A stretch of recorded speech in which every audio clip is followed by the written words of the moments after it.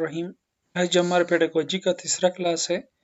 आप लोगों से गुजारिश है कि क्लास लेने के बाद आप लोग एंड में कोई ना कोई कमेंट ज़रूर कर लिया करें। उसमें आप बता दें कि आप लोगों को कुछ समझ आ भी रहा है या वैसे ही हम इसको पढ़ रहे हैं।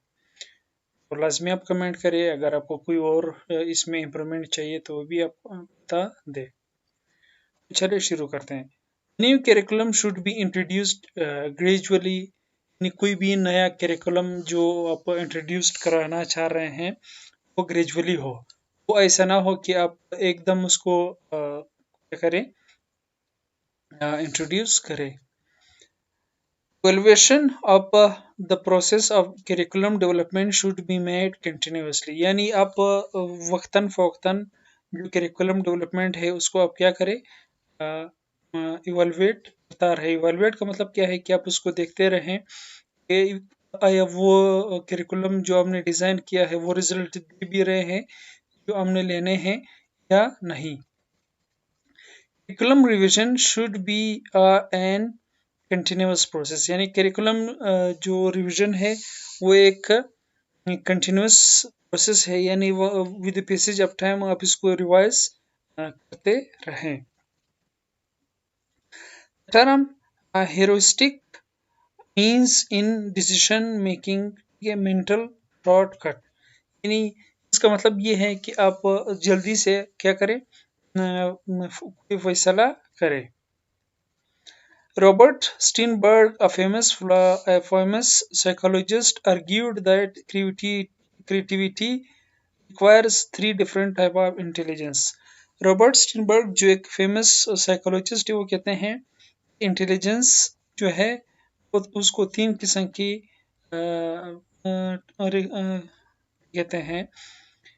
argued that creativity requires यानी creativity को रिक्वायर होता है three different type of intelligence. यानी क्रिएटिविटी के लिए तीन किस्म के इंटेलिजेंस की ज़रूरत है। अभी कौन कौन सी इंटेलिजेंस की ज़रूरत है वो अभी नेक्स्ट इसमें पढ़ेंगे एमसीक्यूज में। अकॉर्डिंग टू रॉबर्ट स्टीनबर्ग के मुताबिक the three different type of required intelligence for creativity are. यानी जो तीन डिफरेंट टाइप ऑफ वो होते हैं इंटेलिजेंस होते हैं क्रिएटिविटी के लिए। कौन कौन से हैं वो है synthetic, analytic and practical. Next जो है common technique to help people begin the creative process is brainstorming. यानी एक आम टेक्निक जो लोगों को क्रिएटिव प्रोसेस में हेल्प करता है वो क्या है, वो ब्रेन स्टॉर्मिंग है। अकॉर्डिंग टू प्लेटो के मुताबिक the highest goal in all of education is knowledge of good. यानी एजुकेशन का जो हाईएस्ट गोल होता है वो किस चीज़ में वो गेन कर सकते हैं, यानी नॉलेज ऑफ गुड, ये आप अच्छी चीज़ों के बारे में जान सकें। He argue that only philosophers are fit to rule। यानी प्लेटो ये कहता है कि रूल करने के लिए सिर्फ और सिर्फ कौन फिट होता है, सिर्फ और सिर्फ philosophers। The book A Brief History of Time is written by Stephen Hawking. यानी एक किताब है जिसका नाम है ब्रीफ हिस्ट्री ऑफ टाइम। किसने लिखा है, स्टीफन हॉकिंग। स्टीफन हॉकिंग वो फिलोसोफर है या कहते हैं साइंसदान है जो पैरालाइज्ड है, लेकिन उन्होंने अंकों की मदद से ये किताब लिखी एक स्पेशल मशीन के जरिए। Branch of philosophy focuses on the nature of reality is metaphysics. यानी फिलोसफी का वो ब्रांच जो रियलिटी के नेचर पे जो है ना वो क्या कहते हैं, फोकस करते हैं, उसको क्या कहा जाता है, metaphysics. The idealism is a philosophical approach. Idealism जो है वो एक फिलोसफिकल अप्रोच है। इट आर्ग्यूज दैट जो ये कहते हैं ideas are the only true reality. Ideas ही रियलिटी है and the only thing worth knowing, और वह चीज़ आप जिसको जान सके। यानी आइडियलिज्म में क्या कहते हैं, वो कहते हैं कि बाकी जो चीज़ें हैं एक्सपीरियंस है, ऑब्जर्वेशन है या जो फिजिकल ऑब्जेक्ट है कुछ नहीं है। जो रियलिटी है वो क्या है, वो सिर्फ और सिर्फ आपका आइडिया है। Realism a philosophical approach, realism भी एक philosophical approach है that argues that, जो ये कहता है ultimate reality is the world of physical object. realism पे reality पे वो करते हैं क्या कहते हैं बिलीव करते हैं, यानी जो फिजिकल ऑब्जेक्ट्स हैं वही क्या है, रियलिटी है. Who is the father of both realism and scientific method? यानी रियलिज्म और साइंटिफिक मेथड का दोनों का फादर कौन है, वो है अरिस्टोटल. यानी अरिस्टोटल ने दोनों फिलोसफीज दी है. Philosopher who is called the father of idealism, वो फिलोसफर जो आइडियलिज्म का फादर कहा जाता है वो है प्लेटो. Philosopher who for the first time taught logic as a formal discipline was Aristotle. वो फिलोसफर जिसने फर्स्ट टाइम लॉजिक को एज फॉर्मल डिसिप्लिन के तौर पे पढ़ाया वो कौन था, एरिस्टोटल. फॉर्मल डिसिप्लिन से मुराद है कि यानी अब जो फिजिक्स केमिस्ट्री बायोलॉजी वगैरह जो आप पढ़ते हैं यानी फॉर्मल तरीके से, इस तरह उन्होंने लॉजिक भी पढ़ाया था. The educators of philosophy of pragmatism believes that reality is constantly changing. यानी pragmatism के जो pragmatism पे बिलीव करते हैं वो कहते हैं जो रियलिटी है वक्तन फवक्तन या कॉन्स्टेंटली वो क्या होते हैं, चेंज होता रहता है. The psychologist who for the first time proposed the concept of connectionism in learning was Edward Thorndike.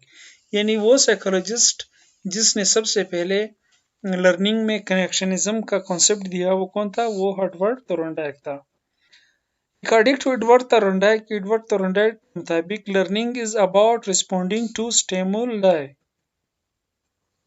यानी जो लर्निंग है वो क्या है, वो रिस्पॉन्ड आप कर रहे हैं किस चीज को, स्टिमुलाई. अभी स्टिमुलाई क्या है, स्टिमुलाई फर्ज करो एक इन्वायरमेंट है कि अगर आप पढ़ लिख जाएंगे तो आपको माशरे में एक अच्छा मुकाम भी मिलेगा, आप एक नौकरी भी हासिल कर सकते हैं, आप एक बाशऊर बंदा भी बन सकते हैं. ये सारी चीज़ें क्या है, ये स्टिमुला है. रिस्पॉन्ड के तौर पे आप क्या कर रहे हैं, आप लर्निंग कर रहे हैं. Anything that causes a reaction is called stimulus. कोई भी चीज़ तो कोई भी रिएक्शन काज करते हैं उसको आप स्टिमुलस कहते हैं. यानी अगर आपको कोई तेज चीज़ जो है ना वो लग जाता है, इसके अगेंस्ट आप जो है ना कोई रिएक्शन देते हैं, इसको क्या कहा जाता है, stimulus. The connection between stimulus and response is called stimulus response bond. In stimulus के दरमियान और रिस्पॉन्स के दरमियान जो एक कनेक्शन होता है इसको स्टिमुलस रिस्पॉन्स बॉन्ड कहा जाता है. The stronger the stimulus response bond, the better a person learn the lesson. यानी जितना स्ट्रॉन्गर स्टिमुलस और रिस्पॉन्स के दरमियान जो बॉन्ड है वो मजबूत होगा, इतना ही आप बेहतरीन तरीके से कोई चीज़ सकते हैं. There are 3 laws of connectionism. Connectionism की 3 laws है. The 3 laws of connectionism are the law of effect यानी इफेक्ट का law, exercise and readiness. According to the law of effect, the law of effect के मुताबिक if a stimulus results in a positive outcome, अगर किसी भी stimulus का जो outcome होता है वो पॉजिटिव होगा, the stimulus response bond is strengthened, तो इसके दरमियान जो बॉन्ड होगा वो मजबूत होगा. According to the law of effect के मुताबिक if a stimulus results in a negative outcome, SR bond is weakened. यानी law of effect के मुताबिक स्टिमुलस जितना नेगेटिव होगा उसका बॉन्ड भी इतना ही वीक होगा. According to the law of exercise के मुताबिक the more you do something, जितना भी आप कोई काम करेंगे, better you are at it, उसमें ही उतने ही आप बेहतर हो जाएंगे. Of exercise, according to the law of readiness के मुताबिक SR bond are stronger if an individual is ready to learn.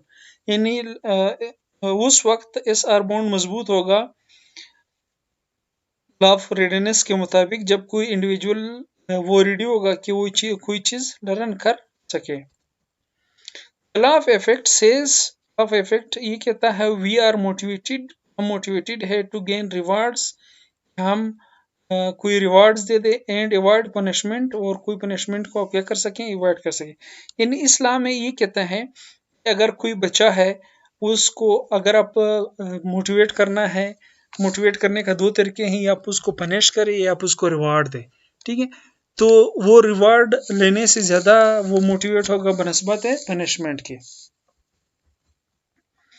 Laugh effect can be effectively used in classroom management. यानी laugh effect जो है कि आप किसी से कोई काम लेना चाहते हैं तो दो तरीके हैं। एक तरीका ये है कि आप उसको उससे कहें कि अगर आपने ये काम नहीं किया तो मैं आपको पनिश करूंगा, और दूसरा ये तरीका ये है कि आप उससे कहें कि अगर आप ये काम करते हैं तो मैं आपको रिवॉर्ड दूंगा। तो रिवॉर्ड जो है वो ज़्यादा इफेक्टिव होगा, वो ज़्यादा बच्चे को मोटिवेट करता है। तो ये जो तरीका है बेहतरीन तरीके से क्लासरूम मैनेजमेंट में इस्तेमाल कर सकते हैं। आज का क्लास आपको कैसे लगा कमेंट में ज़रूर बताइएगा।